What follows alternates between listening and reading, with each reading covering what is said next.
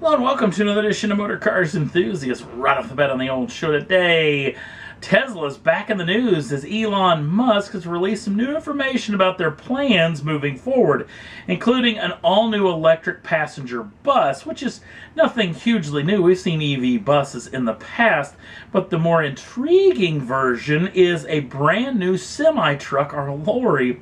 Be very interesting to see what they may have up their sleeve on that machine. They're also talking about putting solar panels on top of some of the vehicles that will put power right back into the battery itself. Also a brand new voluntary car sharing program moving forward as well. So we'll keep you in tune if they've got any more plans coming soon. Next up on the list, the brand new Hyundai Kia high-end luxury car called Genesis is coming to dealer showrooms very soon in two different forms, the G80 and the G90. We got some official specs on these machines, especially the powertrain options. For both the G80 and G90 will get the same, one being a 3.8 liter normally aspirated V6 making 311 horsepower and 293 pounds-feet of torque. You can also go up to a 5 liter normally aspirated V8 making 420 horsepower and 383 pounds-feet of torque. Another interesting little deal is this massive warranty program they have over this vehicle, including a 5-year near bumper-to-bumper warranty alongside of a 10-year 100,000-mile powertrain warranty. Now the big warranty gets all the stuff that you really know and love, including roadside assistance and the like. There's another interesting little situation, which is a 3-year 36,000-mile maintenance program that does the bulk of the maintenance will be involved in this warranty program. Will actually be no charge.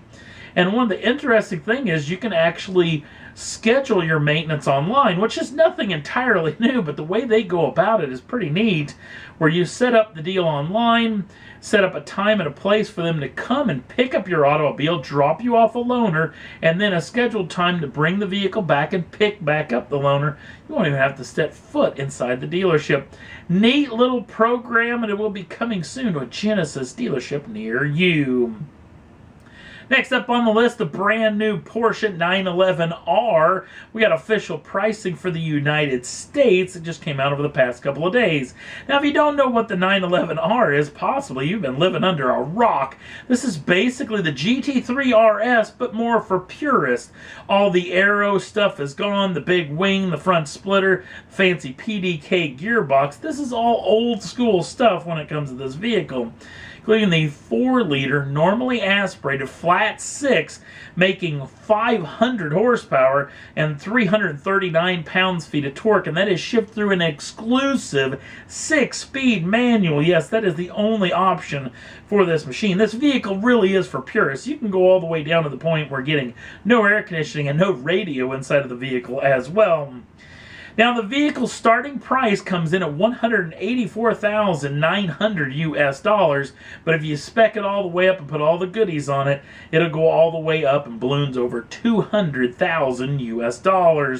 Now, the intriguing thing about this whole pricing deal is this vehicle's already on sale in Europe, and apparently someone who bought their brand new 911R put it right back on the market, and the thing apparently sold for $1 million premium over the price of the machine. Yes, somebody wanted that vehicle very, very badly. I think maybe Porsche need to rethink the whole how many they're going to build of these vehicles, maybe moving into the next couple of years. So we'll wait and see if this becomes a trend happening all over the planet. Next up on the list, you may remember this vehicle just at least from the teaser shot that Morgan put up on their Facebook page a handful of weeks ago. This is their brand new EV3. Now, they showed off this all-electric 3-wheeler at the Geneva Motor Show, but this is the production version. Now, this vehicle is technically called the EV3 UK 1909. The UK 1909 is it's a little partnership they have with the Suffrages department store that actually both companies started up in 1909. In fact, Suffrages is going to have a bunch of really cool bespoke Morgan accessories. We're talking clothing and the accessories and a lot for this particular machine as well. Only 19 of these vehicles are going to be built, at least in the first go-round. The vehicle has a 150-mile EV range with 90-mile-an-hour top speed of this vehicle. I really, really adore the three-wheeler. This is a pretty cool piece of kit. No real word on just what exactly this thing is going to cost as of yet, but I'm assuming that information is going to come very, very shortly. Next up on the list, well, pricing is leaked out for the brand new Ford Raptor ahead of Ford's real release of these numbers. So we'll clue you in on what the rumored numbers are, at least as of now. If you're going to get the standard two-door version of this machine, it comes in at $49,520, and that's the starting price of that particular vehicle. If you go with the four-door version, it starts off at $52,505 US as well. Obviously, there's a lot of stuff you can put on these things, and that price tag can balloon up really, really quick. But we'll keep you in tune once we hear official numbers from Ford. These things look pretty official to me. I'm assuming they're going to go right in line with what we've already talked about. Last up on the list, you may not 100% recognize this vehicle.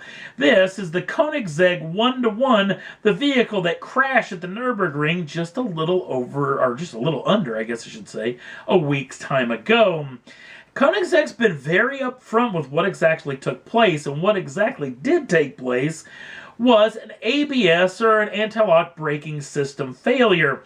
The light actually came on several corners before the corner where the incident actually took place, but Koenigsegg's claiming possibly because the driver didn't notice it because of his full-face helmet, which obviously is not something that most people are going to be driving around with on anyway. Now, several corners before, apparently the light came on, but none of those corners were the actual corners that you would take massive braking, and that when it came to that 106 miles an hour that came into that corner, and he jammed on the brakes and it just locked him up and slid straight off into the guardrail. At the impact of the guardrail to where the vehicle finished, the vehicle actually spun around 180 degrees from its direction of travel and flew over 70 feet, which is massive. When the car came down, some of the carbon fiber parts got in contact with the hot exhaust pieces, which means the vehicle caught on fire. The driver had his wits about him, jumped out of the vehicle with fire extinguisher in hand, put out the fire, which saved a lot of the machine as well. Obviously, you see the boys and men and women at Koenigsegg are hard at work on this machine. They're saying there's no absolute no to their return to the ring before the year's over, but it is a long road to hoe to get this 1-to-1 back into fighting shape. And that's all there was that I thought was worth talking about for this edition of Motor Cars Enthusiasts. Don't forget to like us over on the Facebook page. The link's down in the show notes. Also, if you'd like to subscribe to the channel, you can do so at any time and get the first dibs on the brand new shows as soon as they come out. Thanks for watching.